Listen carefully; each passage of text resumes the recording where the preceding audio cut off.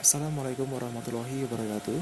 Sebelumnya perkenalkan, nama saya Maksi Saputra, mahasiswa Ilmu Komunikasi Stisipol Sentra Gemuka Palembang kelas 6 reguler. Di sini saya akan menjelaskan secara singkat ciri-ciri sistem politik dan unsur-unsur sistem politik yang merupakan tugas kuliah dari Bapak Ervan Aziz, mata kuliah Sistem Politik Indonesia. Sebelum itu saya akan menjelaskan secara singkat apa itu sistem politik.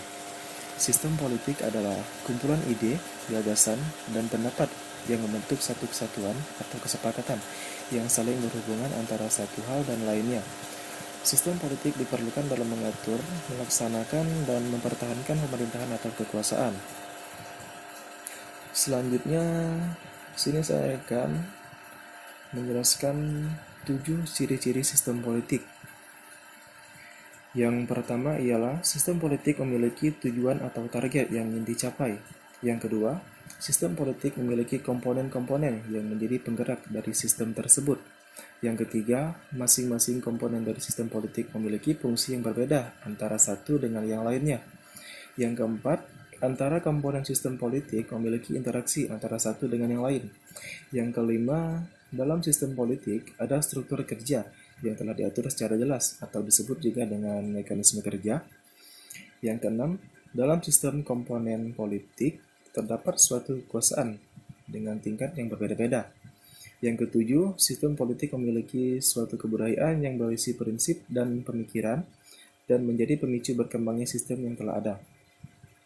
Selanjutnya, unsur-unsur dari sistem politik.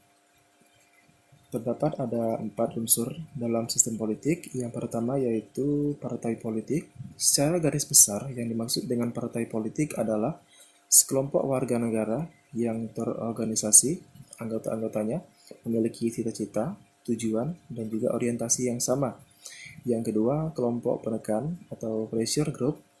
Kelompok penekan merupakan kelompok yang menghimpun sejumlah individu atas dasar kesamaan kepentingan atau isu tertentu. Misalnya, mereka diikat oleh kesamaan profesi, minat, keprihatinan atas sebuah masalah, ideologi, suku, agama, dan wilayah. Contoh dari kelompok penekan adalah seperti Nahdlatul Ulama atau NU, Muhammadiyah, Gerakan Mahasiswa Nasional Indonesia atau GMNI, dan Himpunan Mahasiswa Islam yaitu HMI. Yang ketiga yaitu tokoh politik. Dalam sebuah negara, seseorang dianggap sebagai tokoh politik apabila berada atau bergerak dalam lembaga eksekutif dan legislatif. Artinya, seseorang tidak dianggap sebagai tokoh politik kalau dia bergerak di bidang yudikatif. Yang keempat yaitu media komunikasi politik. Media massa sebagai sarana atau menyampaikan pesan-pesan, terutama mengenai politik, akan mempermudah komunikator politik dalam menyampaikan dan memperkenalkan siapa dirinya kepada khalayak. Beberapa media komunikasi politik tersebut sebagai berikut. Yang pertama yaitu media elektronik terdiri atas media telepon, media radio, dan media televisi. Yang kedua yaitu media cetak terdiri atas media surat langsung dan surat kabar atau majalah.